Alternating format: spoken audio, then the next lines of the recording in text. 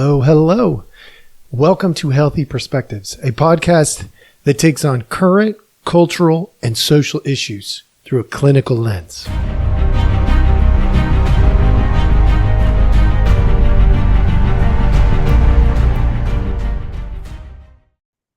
Hello, hello. All right. Welcome back. Thank you so much for joining us. As always, we appreciate your time and we want to be useful. So let me tell you some things have really been going on since the last time I did a podcast.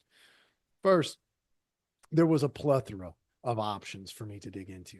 I have been watching as race and racism has risen, or the concept of race and racism has risen again. Not cool, but it's happening. I've hit that many times. You can go back and look. The topic of fear and fear mongering has risen again, and you can go back and look. Got lots of them out there for that. Media bias has re-entered the conversation. Different people are talking about it now, so that's interesting. There's also an article I read about media bias and people being trained to identify media bias. Well, that's kind of cool. So I could talk about that. Pronouns have been percolating again and also showed up in Psychology Today, the magazine that I get as a therapist. That is an option. But for today, I'm going to hit something that is more pressing, in my opinion.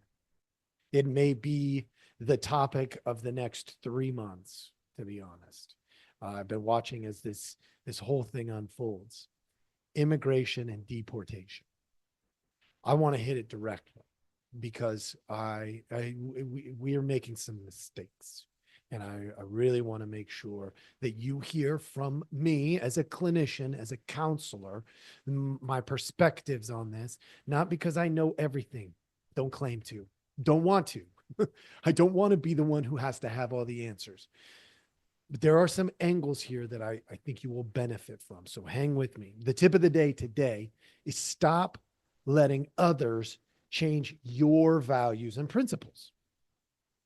It doesn't mean you got to stand up and fight. It doesn't mean you got to, grab your guns and your knives and your torches and go after the big green people. Like what I'm saying by that is they don't get to, whoever they is, they don't get to decide how I respond. I get to decide how I respond to every situation. That's my choice to make. And I will choose to stand by my values and principles.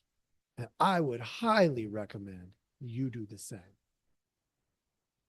Okay, foundation. I know I've done this before. I've said it before many times. I have told you over and over and over, if you've been listening, broken record on this one. I have said so many times, individuals create the culture. A culture without individuals isn't a culture. It requires individuals. That's you and that's me. Politics responds to culture. In other words, the most powerful, most important part of the equation is you.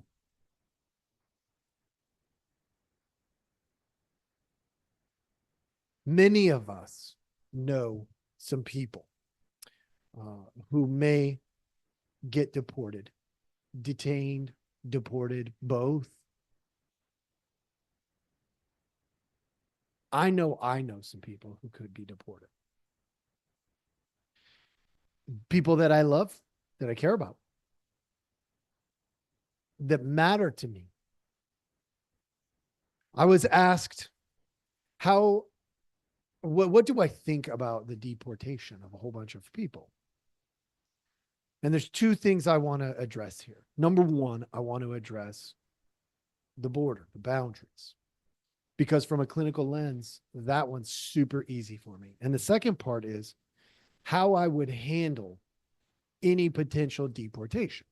So let's start with the first, from a clinical lens, always from a clinical lens in this podcast, folks. Is you're not going to get always, you're not always going to get my personal views. Understand my personal views are informed also by my clinical content. Okay. So what what I want to start with is boundaries. Boundaries are very, very important in relationships. Let me tell you what happens from a clinical lens if there are no boundaries. Number one, option number one, behind door one, we have toxicity. A complete lack of boundaries could be absolutely toxic. Or door number two, codependent, which eventually becomes toxic. Meaning, since we don't know where the boundaries are, we're just going to lean on each other for everything, which means we can't make decisions that are independent. Okay. There's a lot more to it, but those are the doors of possibility when we have no boundaries at all. So, from a national standpoint, every country, not just the United States, but every country should have boundaries. Everyone. Without them, there is actually more difficulty in trusting each other. We can't. It becomes very unhealthy really fast. So boundaries are a necessity in relationships. And when we blow that up from the micro to the macro to the big, and we look from country to country, those are relationships. They need to be treated just like that. So, first of all, every country should have boundaries. What it takes to get through the boundary is dependent on what the country establishes. But an open boundary is not a boundary. It's not a boundary. And that is unhealthy. So what we have going on right now is, in fact, unhealthy from a clinical lens, because the boundaries that are in place are not being held. Therefore, they are not boundaries. I'm not just talking about the border, folks. There's a right way to engage in relationships, and there's an unhealthy way to engage in relationships. We always want to choose the healthy way of doing things. If it's a little longer, if it's a little more strenuous, some of you are going to be like, okay, you're losing me already. All right. This is bad. Everything about this is bad. If you're there, you are causing more problems. Engage in the content and the conversation, whether with me or somebody else. We have to be willing to engage in reality, not what we always want it to be. I don't want anybody that I know to be deported. I also want our country to have boundaries. We cannot trust our own country if there are no boundaries being held. We will create a civil war, and I'm not interested in that. I don't want that to happen. Now, I know some people out there are like, well, but we need that. We need that total reset. I don't agree. I don't agree that should be something that's done because it's dangerous for you and me. Civil war, it has historically always come in the form of violence.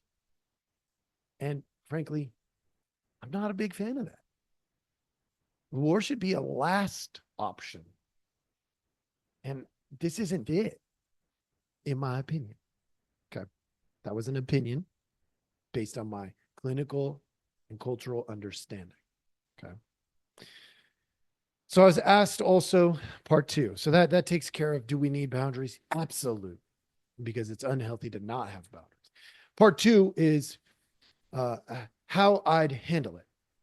I was asked point blank, like, how would you handle it? If you know somebody who's getting deported or whatever. Look, the answer is always the same for me from a clinical lens. I'm relationally driven because from a clinical lens, that's the only way it makes sense. Relationally at the individual person to person contact, also at the group social contact, also at the cultural contact. These decisions that are going to be made by our representatives, if they're not doing it in a way that you and I agree with, there are means by which we can make our opinions known in a good, healthy, appropriate manner. There's means of doing that without causing a civil war. Number one, start from the human experience. It has to be that way.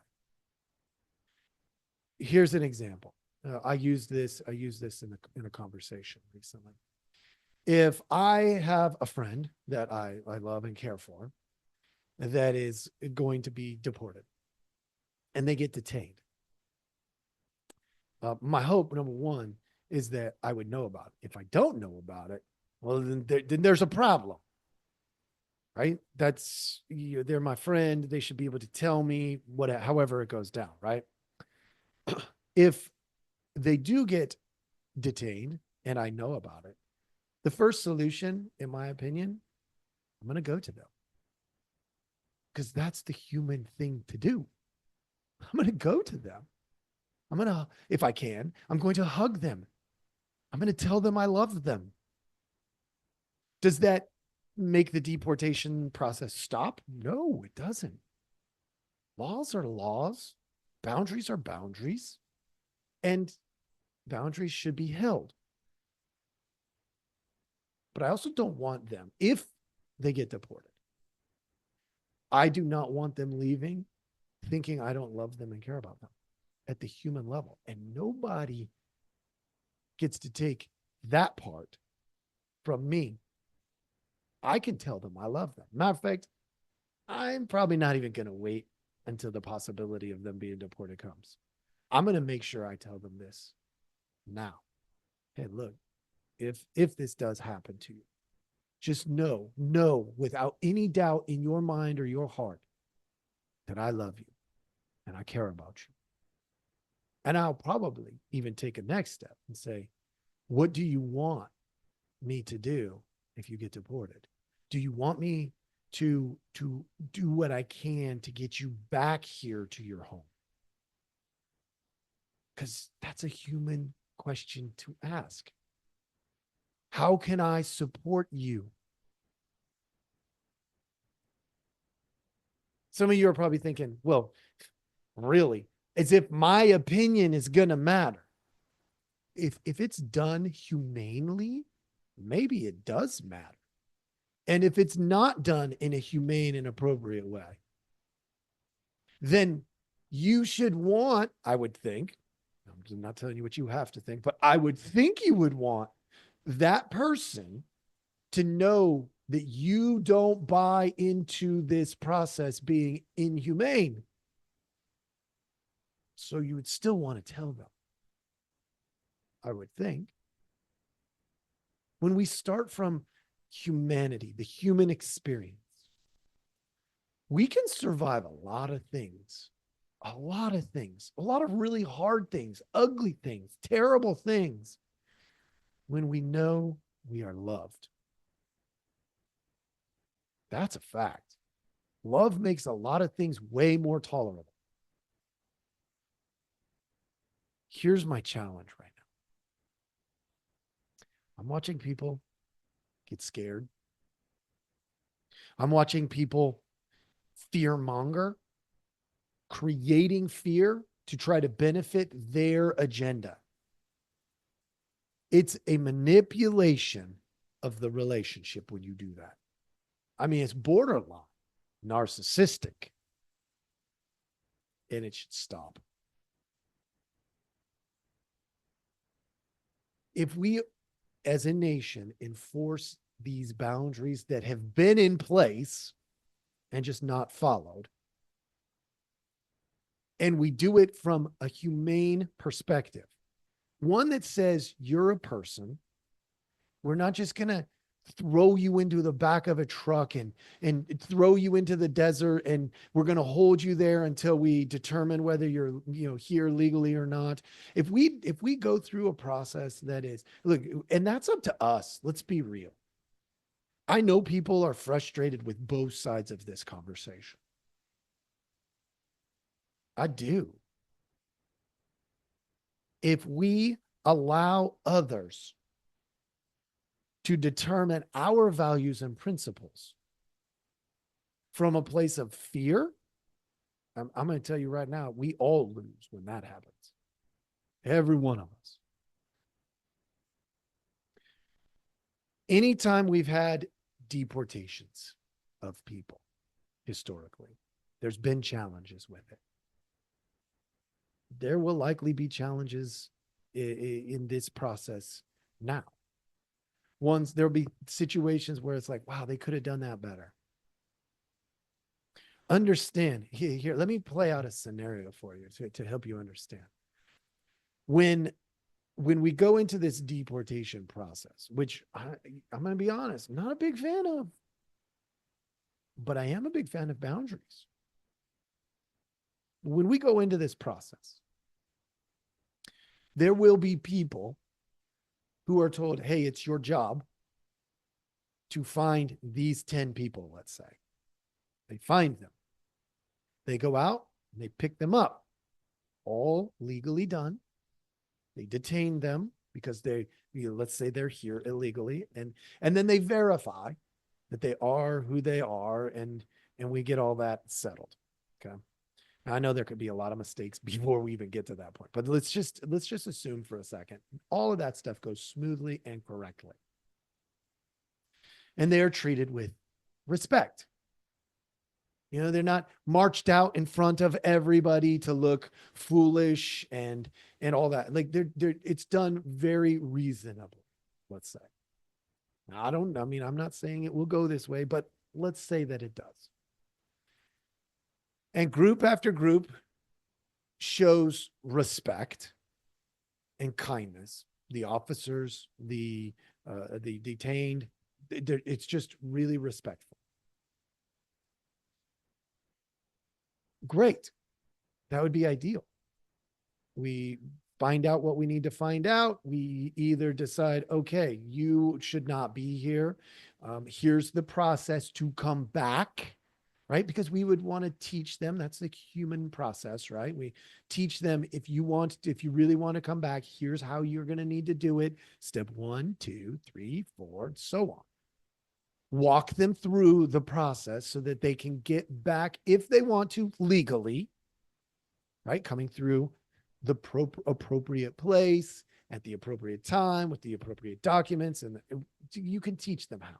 Okay. So let's say all of that goes well and everything's going great.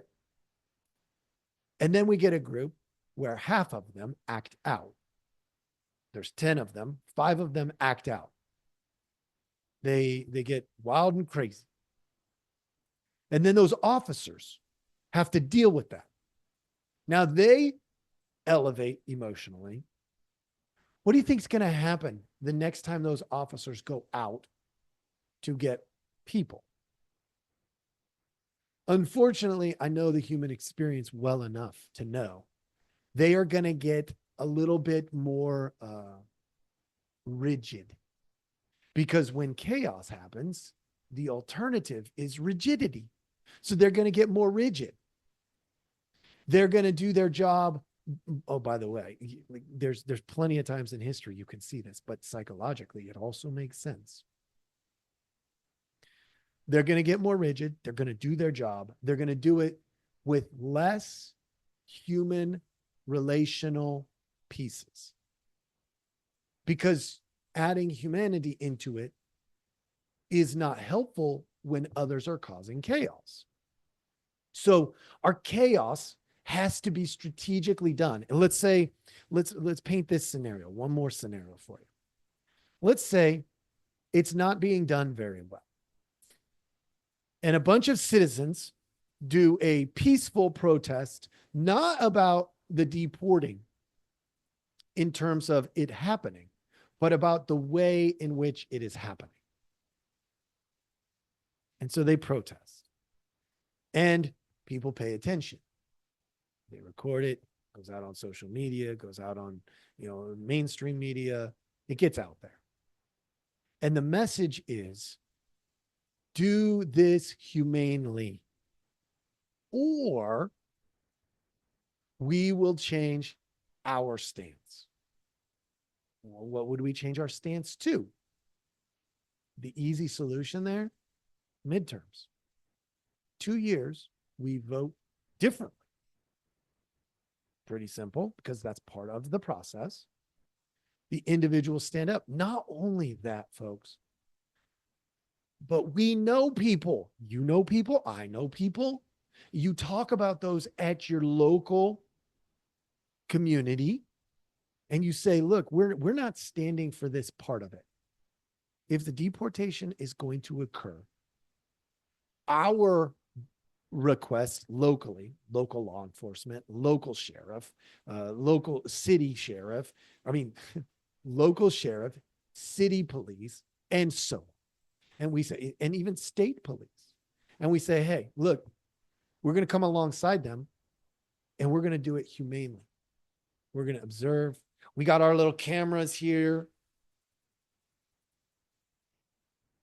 And we just say, look, we're not going to stop you from enforcing the law, but we are going to request and potentially, not at first, potentially at the state, the county, the city level, demand that you do it in a humane way. That could happen, folks. It could be done. The worst thing that could happen here is whoever creates a bunch of chaos, which would create more fear, which would make the process more rigid and inhumane. So if you truly give a crap about anybody who might be deported, 1, go talk to them. 2, keep the chaos low. You will not make it easier for them. I promise you that. I'm not saying bow down to the officials and don't stand up and have an opinion. Matter of fact, I'm saying the opposite. I'm saying if you're going to go against, in other words, state an opinion that's alternative to the way things are going, doing it in a kind, respectful way is the way to get it heard best. Otherwise, they shut it down. It's like trying to give somebody feedback when they are not open to feedback. You've got to soften that with your own values and principles, staying centered, meaning it's not about causing more chaos. It's about doing it in a way that's good and healthy. So that is my take on this immigration and deportation from a clinical lens, from a human experience, relational lens. Anything else is just noise, people. It's just noise. I hope this was helpful. Please like, subscribe, share, all of those things if this was helpful. Get the word out there that we're here trying to help the conversation, trying to help people be better in their day-to-day. And remember the tip of the day. Stop letting others change your values and your principles, especially through fear. Don't let that happen. Please, just don't. Thank you so much for joining us. I hope you have a wonderful day.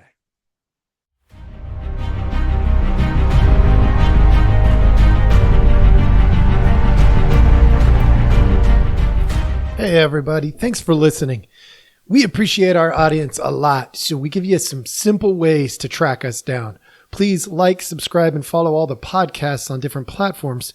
But you can also email us at healthyperspectives@protonmail.com, or you can check out our website at healthy-perspectives.com/podcast. It's a backward slash. So if you want to go to our landing page, if you go to healthy-perspectives.com, you'll still find us. You just got to click on the podcast button.